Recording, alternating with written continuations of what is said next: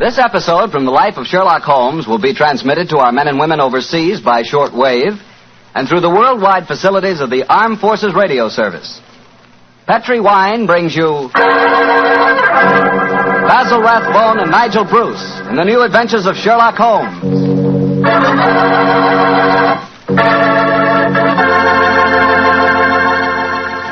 The Petri family, the family that took time to bring you good wine, invite you to listen to Dr. Watson tell us another exciting adventure he shared with his old friend, that master detective, Sherlock Holmes. And as for me, well, I'd like to tell you that a time like right now is the perfect time for a glass of Petri California port. After you've had a good dinner, boy, Petri port is a real topper. That rich, deep red Petri port is really an extraordinary wine. Even its color's different. And as for its flavor, well, it'll take a better man than me to describe that. Petri port is a hearty wine, sure. And every other quality that you look for in a good port, you'll find in Petri port, and then some. Try Petri port by itself, or serve it with fruit, with nuts, or with cake. But share it with your friends, will you? Because you can serve it proudly. After all, it is a Petri wine, and that name Petri is the proudest name in the history of American wines.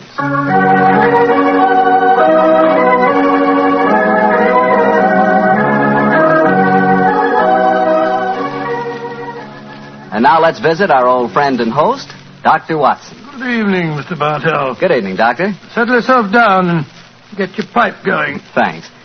Doctor, last week you told us that tonight's story took place in the Casbah at Algiers. Yes, the Casbah. I remember it as the place of countless streets winding up and down, past colorful cafes where 100 tongues were spoken. And often a street would end in shadowy darkness, which a man would be foolhardy to enter alone. Yes, Mr. Bartell, that was the Casbah that Sherlock Holmes and I knew in that winter of '99. Well, how did you happen to be out there, Doctor? Do you mind if I tell you the story from the start, Mr. Bartell? It really began on a wintry night in Baker Street at the conclusion of the strange murder in Montrevor Castle. A charming young girl sat on the sofa of our lodgings in Baker Street and talked to us. But, Mr. Holmes, you can't say you'll have nothing more to do with the My dear Montrevors. Miss Stretfield, I found the true murderer of the Dowager Countess and he committed suicide. Surely the case is ended. Yes, Mr. Holmes, you found the real murderer. But now I want you to find the unfortunate young man who fled England 5 years ago when he was suspected of a crime. This is a new development, Miss Stretfield. Please tell us about it. It's Douglas Milton that I'm talking about. Oh, yes. He was the heir to the title, wasn't he? Yes, Mr. Holmes. He was a sensitive, artistic boy, and when he knew that he was under suspicion, he ran away. Mm-hmm. Of course, everyone regarded his flight as an admission of guilt. That is, until you found the real culprit, Mr. Holmes. I imagine, Miss Stretfield, that your interest in the missing boy is not entirely, shall we say, altruistic? I'm in love with him, Dr. Watson. Oh. We were engaged to be married when he ran away. Mr. Holmes, you've got to find him. He must know that his name has been cleared and that he's inherited the title. Miss Stretfield, have you any direct news, any letter from your fiancé since he left 5 years ago? None. Any clues as to his hiding place? Only this. It's a painting I received anonymously a year after he had left. Oh. It was sent from a forwarding address in London. Here it is, Mr. Holmes. Thank you. Small oil painting. Very good one, too, sir. Yes. His splendid sense of composition and his use of color is unusually brilliant. You recognize this painting as the work of your fiancé, Miss Stretfield? I'm certain of it. Yes. Wonderful use of color. Observe the delicate shadings of that sunset and the brilliant green of the oasis. This scene is extraordinarily reminiscent of the desert in North Africa. Yes, that's what made me say I was certain he'd gone abroad, Mr. Holmes. But why should he go to North Africa? A good place, Watson, for an Englishman who imagines himself to be escaping justice. Remember, the Foreign Legion is stationed there. You think he might have joined the Legion, Mr. Holmes? It would seem logical. No question to ask to those who join it, and its colorful obscurity might easily appeal to a young fellow in trouble. Hello. What is it, Holmes? Quite a few grains of sand in between the canvas and the frame here. Miss Stretfield, do you mind if I pry the canvas loose? Do anything you like, Mr. Holmes, if it gives you any clue to Douglas's whereabouts. Give me your penknife, will you, Watson? Yeah. Thanks, old chap.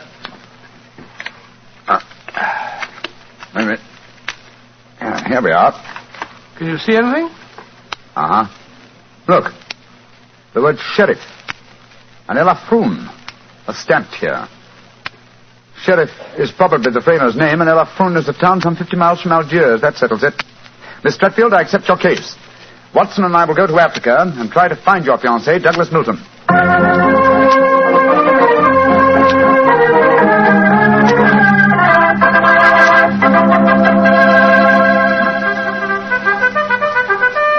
Monsieur Sherlock Holmes and Dr. Watson. I have heard of you so often, but I never thought I should see you here at the headquarters of the Foreign Legion.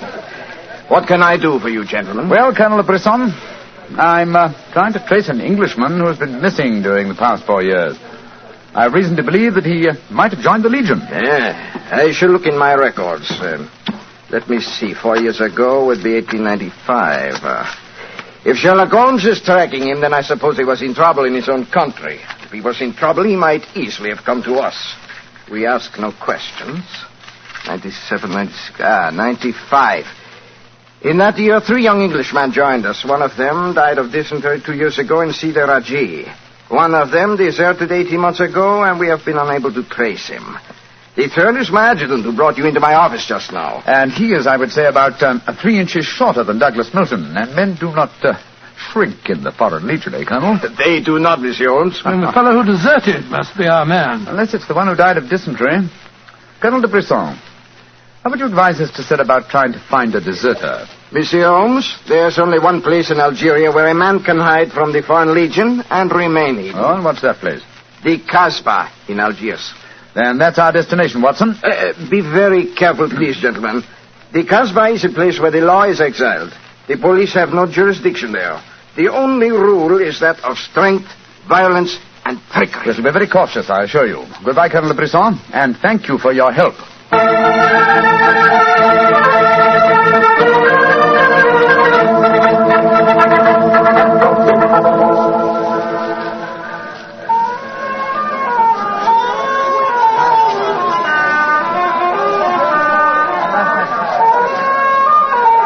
Well, I must say that I think Colonel de Brisson rather exaggerated the dangers of the Casbah. I suppose you're going to tell me this cafe is the headquarters for a dope smuggling ring or white slaving or something. Its ramifications are even more extensive than those you've mentioned. You're joking, Holmes. I assure you I'm not, old fellow. What? My old friend Duhamel is chief of police in Algiers. When I told him our mission, he advised me to come here. A 500-franc note, and the proprietor can obtain any and all information regarding the underworld. For as little as 200 francs, he can arrange a murder. So that gives you some idea of the relative values in the Casbah. Good Lord, then you've already spoken to the proprietor? Oh, yes, a charming scoundrelly fellow by the name of Rafi. I gave him 500 francs and asked him to set his underworld grapevine in motion to see whether an Englishman living in hiding here in the Casbah could be found. And I thought we'd come here for a quiet meal. Here comes Rafi now. Let's hope he has news for us. Here we are, Rafi. Come and sit down, won't you? Rafi works fast, does he not, Mr. Holmes? Your friend is... My friend knows that you're working with me. What have you found out? A drink first. The tongue of Rafi is parched. Would you have me die of thirst before I give you my news? Vermouth cassis. You have news for me, then? But yes. Good, what is it? First, you will pay me more money, no? But I gave you 500 francs. You said that you'd do the job for that. Can I help it if some tongues are more costly to make wag than others? It took the 500 to get the wag. Am I to have nothing for my own trouble? Votre vermouth cassis, Monsieur Rafi. Ah, good. The gentleman will pay for it. There you are. Merci. I will drink to your health, gentlemen, both of you. You will pay me more money, no? But my friend's already given you 500. You should stick to your bargain, my good fellow. My information is a bargain at 750 francs. It would be a bargain at 1,000, but Rafi will let you have it for 750 because he likes you. You will give it to me, no? And if I refuse? Then you get no information, and perhaps I spread news in the Casbah that makes it uncomfortable for you gentlemen to be there. Wait, Scott, this is blackmail.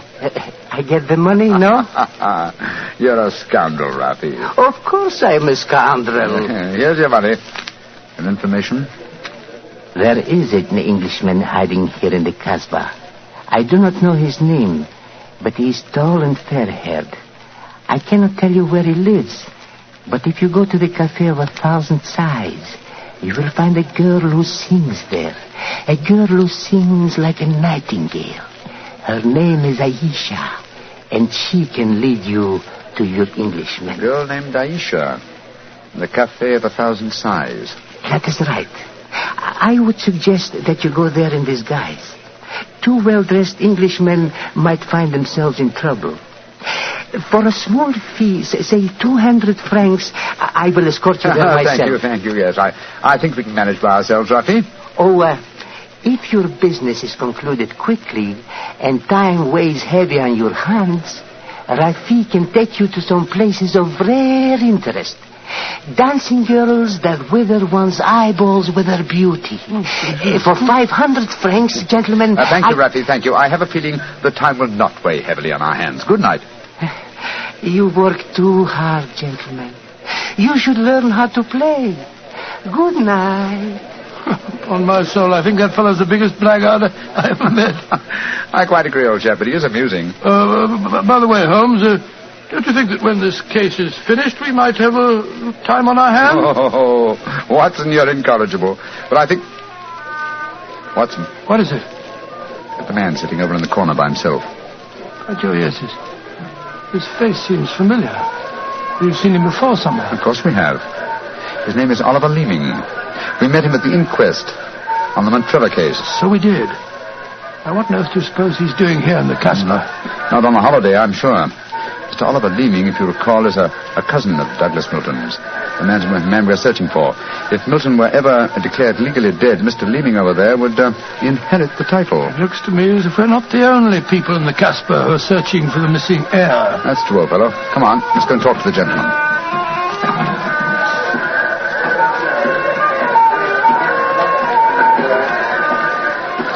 Mr. Oliver Leeming, how very odd to meet you here. Well, Sherlock Holmes and Dr. Watson, won't you sit down? Thank you. Well, it's a small place, isn't it? Or has somebody said that before? I wondered if you'd spot me over here in the corner. Oh, you saw us then? Of course. You seem to be in such deep conversation with that scoundrel Rafi. I didn't like to disturb you. Very considerate of you, I'm sure. Why are you here, Mr. Leeming? Oh, I'm making a business trip. This is my day off. As I recall it, you're in the publishing business. Correct. What a memory you have. It seems peculiar that you should be on a business trip here. Are you planning on opening a publishing house in Algiers, or are you searching the Casbah for new authors? Why not? I'm a great believer in encouraging new talent. Mr. Leeming, why don't you admit that you're here for the express purpose of trying to find your cousin, Douglas Milton? Mr. Holmes, you've discovered my secret. The great Sherlock Holmes and his watchdog have their eagle eyes on me. They know that I succeed to the title if Douglas Milton dies. Yes, Mr. Leeming, we know that fact. And you have fathomed my plan to find Douglas before me and kill him so that I may inherit the title. How lucky I am to meet you in the Casbah, where you cannot arrest me. Well, it's a race against time, gentlemen, but I have a head start, as you will soon find out. Goodbye, and the best of luck to you. Extraordinary fellow. He's joking, of course. I believe not, Watson. I think he labors under the whimsical belief that the best method of discounting the truth is to state it as boldly, so that it will not be believed. Great Scott, then we must work fast. Yes, old chap, we must. I'm sure that we're entrants in a race against death. We must get back to the hotel and into our disguises as quickly as possible. After that, we shall visit a young lady named Aisha in the Cafe of 1,000 Sighs. And I'm certain, Watson, that it will be the first time 2 men have ever entered the Casbah for the express purpose of preventing a murder.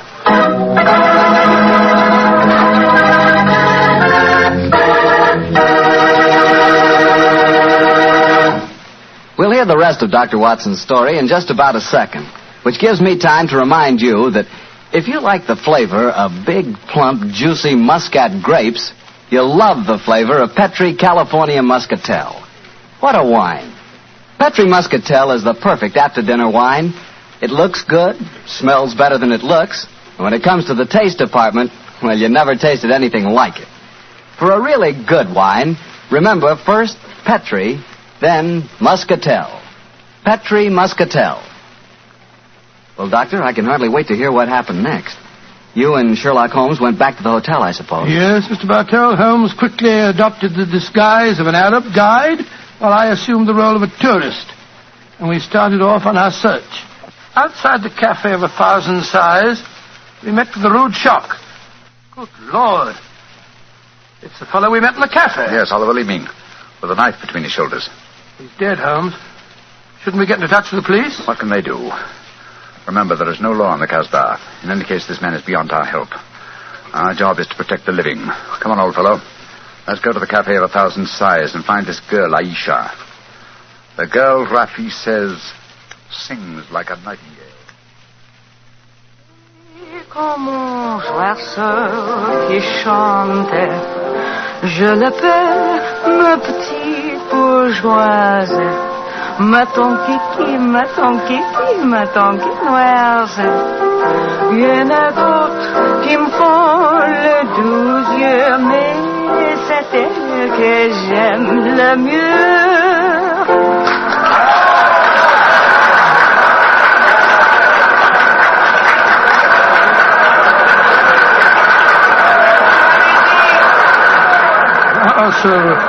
So that's the girl, Aisha. She's very beautiful. Don't forget our role of tourist and guide, old chap. Master, would wish to meet this Aisha? Very much indeed. I will see if it can be arranged, Master. Wait here for me, Watson. I'll see what I can do. Right you are, Holmes. Be careful now.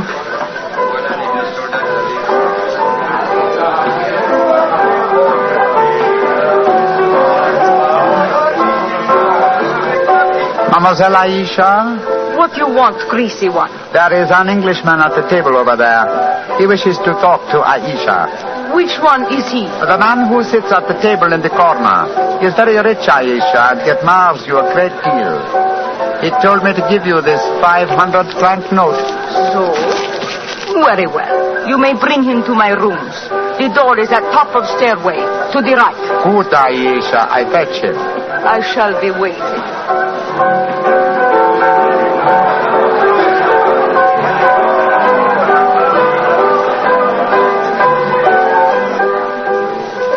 Aisha will see you, Master. Follow me, please. Oh, very well. I hope you know that you're going to handle this, Holmes. Don't worry, Watson. In this case, I think honesty will be the best policy. Well, I'm not so sure. This place is a thieves' kitchen if ever I saw one. You better be careful. First door to the right at the top of the stairs. This is it. Come in. Oh, come and sit over here, Mr. Englishman. Greasy one, you may leave us. Mademoiselle, I may as well tell you at once that I am not an Arab guide. My name is Sherlock Holmes. What do you want with me? Why you trick your way in here? Don't be frightened, mademoiselle. I can explain our mission in a very few words. My friend and I have come in search of an Englishman by the name of Douglas Milton. We have good news for him. What make you think I might know of him? A gentleman by the name of Rafi suggested that you might.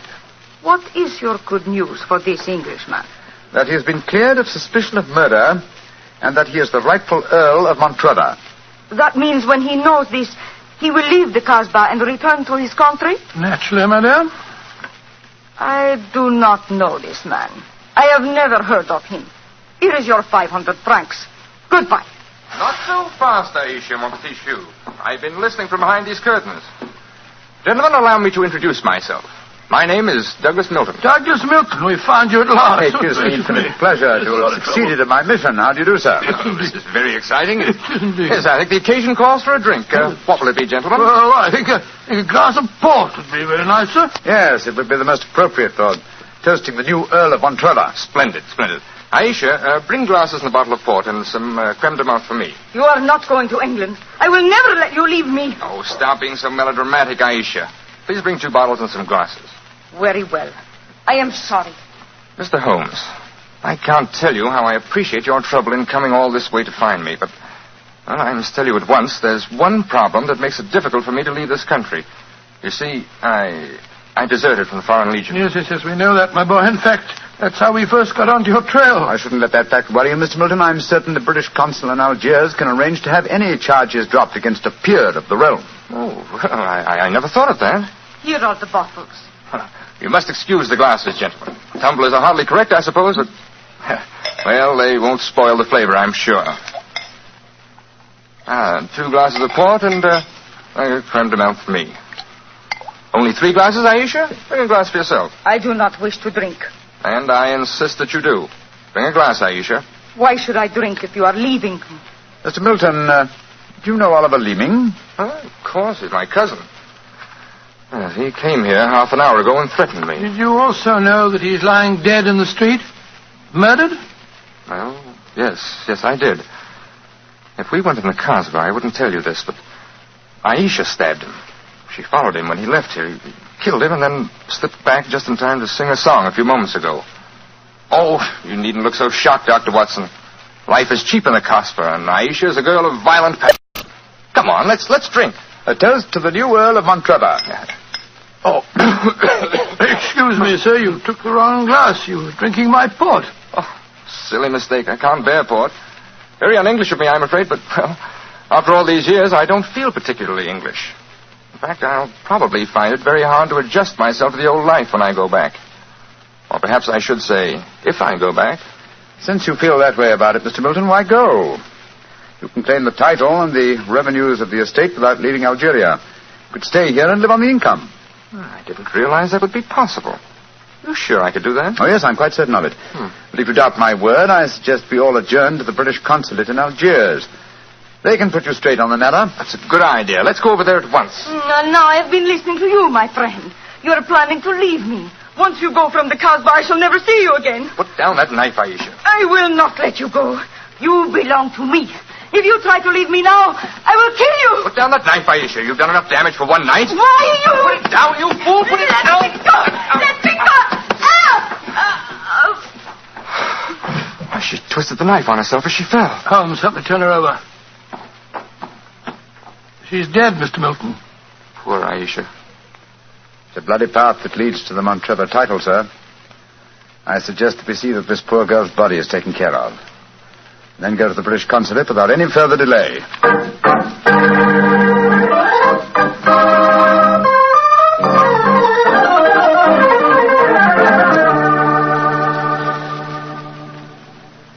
Now that we're at the consulate, Mr. Milton, I suggest that you swear on oath that you are Douglas Milton, heir to the Montrevor estate. This gentleman is a commissioner of oaths. Then we can go in and see the consul. Very well. Now, raise your right hand, please, and repeat after me. I hereby solemnly swear that I am Douglas Milton, the missing heir to the Montrevor estate. I hereby swear that I am Douglas Milton, missing heir to the Montrevor estate. Thank you, sir. And now, if you'll sign the statement here, these gentlemen can witness it. There you are. Thank you, sir. And now, if you gentlemen will sign. Yes, certainly. Thank you, gentlemen. The document is now legal. Splendid. Now let's go over and see the consul. Not yet, my friend. Watson, this man is not Douglas Milton. What the devil are you talking about? There is no law in the Kasbah, sir, so you cannot be punished for the 2 murders you committed there. But now that your avarice has tempted you here to Algiers, where you've been foolish enough to sign a false statement, I think we can at least settle you very nicely for desertion, false impersonation, forgery, and perjury. Holmes, what do you mean? The story should be obvious, old fellow. Oliver Leeming did track down the deserter. Recognition was uncertain after so many years, but at least it gave this gentleman the idea of impersonating the real Douglas Milton, a friend of his. You have a lively imagination, Mr. Holmes. The real Douglas Milton died of dysentery 2 years ago in Sidi El Raj. As soon as the idea of impersonating Milton was born, Leeming had to die. Your theories are very interesting, but you haven't a shred of proof. I say that I'm Douglas Milton. How are you going to prove otherwise? Very simply, my dear sir. Douglas Milton was a painter. A painter who excelled in the use of vivid colors. You, sir, suffer from the quite common malady of red-green color blindness. Less than an hour ago, you mistook a glass of port, which is red, for a glass of creme de menthe, which is green. I knew at once that you were an imposter. You're cleverer than I thought you were, Holmes. Goodbye. Here, come back. No, Watson. Don't go after him. But we can't let him escape, Holmes. Don't worry, old chap. He won't. I sent a message to Colonel de Brisson. If you go to the window, I think you'll find that the consulate is being watched. The Legion has a long memory for desertion. I don't think he'll get very far. They got him, Holmes. Shot him as he was trying to run away. A just death for him. He lived a life of violence and treachery, Watson. It's only fitting that he should die in the same manner.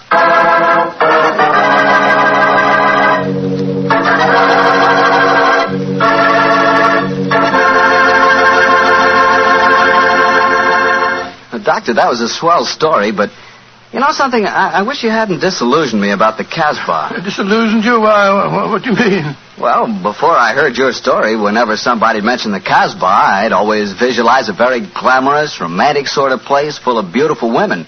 Every one of them a ringer for Hedy Lamarr. No. Yep. And I could just see myself, handsome, dashing, going up to one of those beautiful girls and whispering in my fine French accent, "Darling, you are sensational. You are lovely, gorgeous. Tell me, have you ever tried Petri wine? It's wonderful." Well, you must admit, Doctor, that is the truth. It is wonderful wine. It certainly ought to be. Incorrigible. After all, winemaking has been the business of the Petri family ever since way back in the 1800s. For generations, the Petri family has handed down from father to son,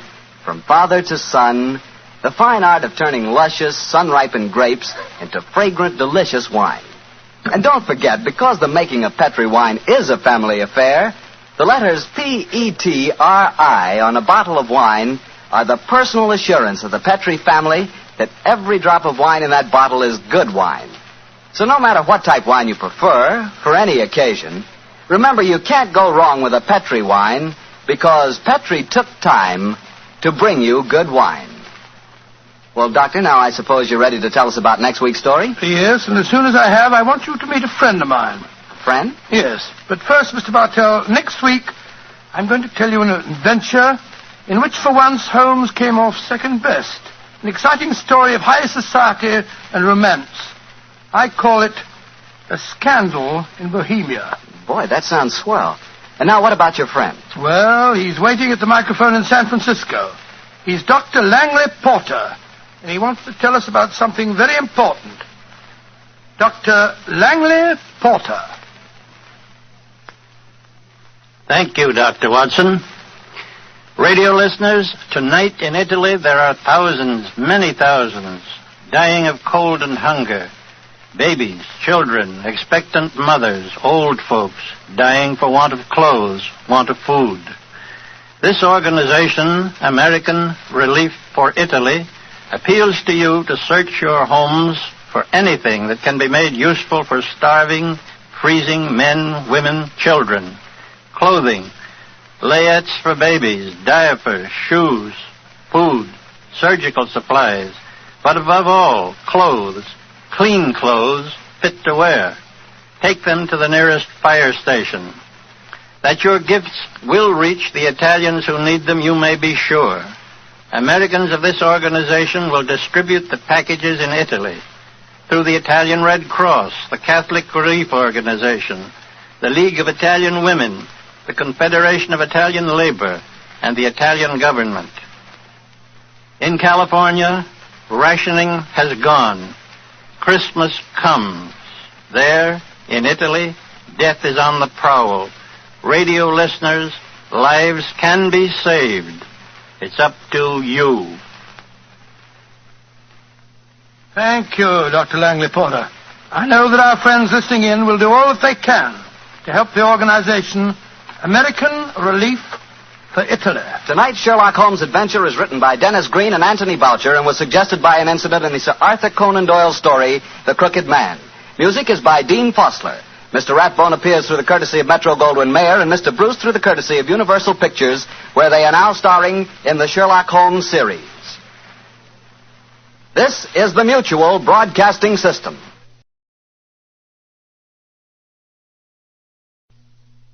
This episode from the life of Sherlock Holmes will be transmitted to our men and women overseas by short wave and through the worldwide facilities of the Armed Forces Radio Service. Petri Wine brings you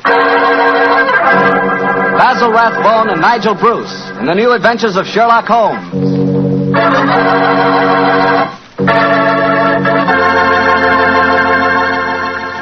The Petri family, the family that took time to bring you good wine, invite you to listen to Dr. Watson tell us another exciting adventure he shared with his old friend, that master detective, Sherlock Holmes.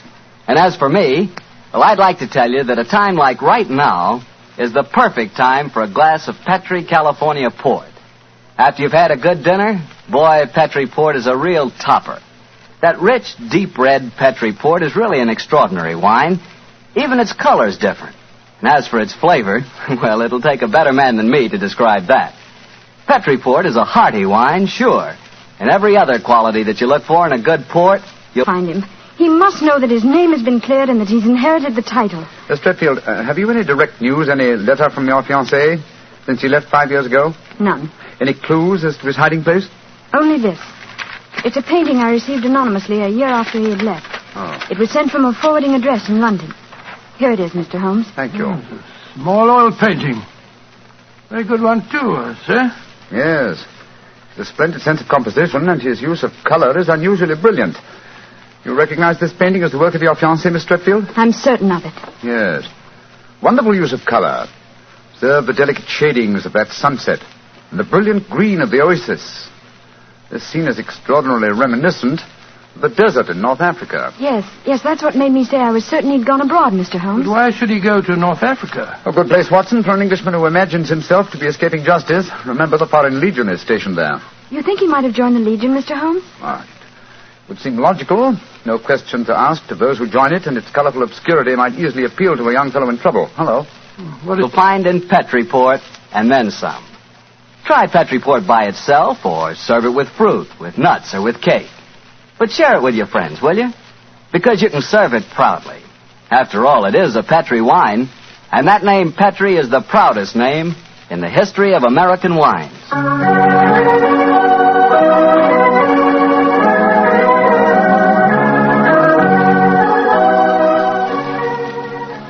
And now let's visit our old friend and host, Dr. Watson. Good evening, Mr. Bartell. Good evening, Doctor. Settle yourself down and get your pipe going. Thanks. Doctor, last week you told us that tonight's story took place in the Casbah at Algiers. Yes, the Casbah. I remember it as the place of countless streets winding up and down, past colorful cafes where 100 tongues were spoken. And often a street would end in shadowy darkness, which a man would be foolhardy to enter alone. Yes, Mr. Bartell, that was the Casbah that Sherlock Holmes and I knew in that winter of '99. Well, how did you happen to be out there, Doctor? Is it, Holmes? Quite a few grains of sand in between the canvas and the frame here. Miss Stretfield, do you mind if I pry the canvas loose? Do anything you like, Mr. Holmes, if it gives you any clue to Douglas's whereabouts. Give me your penknife, will you, Watson? Yeah. Thanks, old chap. Wait a minute. Here we are. Can you see anything? Uh-huh. Look. The word sheriff. And Elafroun. A stamped here. Sheriff is probably the framer's name, and Elafroun is a town some 50 miles from Algiers. That settles it. Miss Stretfield, I accept your case. Watson and I will go to Africa and try to find your fiancé, Douglas Milton.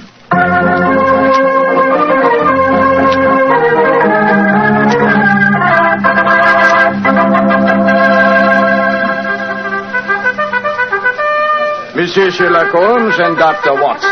I have heard of you so often, but I never thought I should see you here at the headquarters of the Foreign Legion. What can I do for you, gentlemen? Well, Colonel Brisson, I'm trying to trace an Englishman who has been missing during the past 4 years. Do you mind if I tell you the story from the start, Mr. Bartell? It really began on a wintry night in Baker Street at the conclusion of the strange murder in Montrevor Castle. A charming young girl sat on the sofa of our lodgings in Baker Street and talked to us. But, Mr. Holmes, you can't say you'll have nothing more to do with the My dear Miss Montrevors. Stretfield, I found the true murderer of the Dowager Countess, and he committed suicide. Surely the case is ended. Yes, Mr. Holmes, you found the real murderer. But now I want you to find the unfortunate young man who fled England 5 years ago when he was suspected of a crime. This is a new development, Miss Stretfield. Please tell us about it. It's Douglas Milton that I'm talking about. Oh, yes. He was the heir to the title, wasn't he? Yes, Mr. Holmes. He was a sensitive, artistic boy, and when he knew that he was under suspicion, he ran away. Mm-hmm. Of course, everyone regarded his flight as an admission of guilt. That is, until you found the real culprit, Mr. Holmes. I imagine, Miss Stretfield, that your interest in the missing boy is not entirely, shall we say, altruistic? I'm in love with him, Dr. Watson. Oh. We were engaged to be married when he ran away. Mr. Holmes, you've got to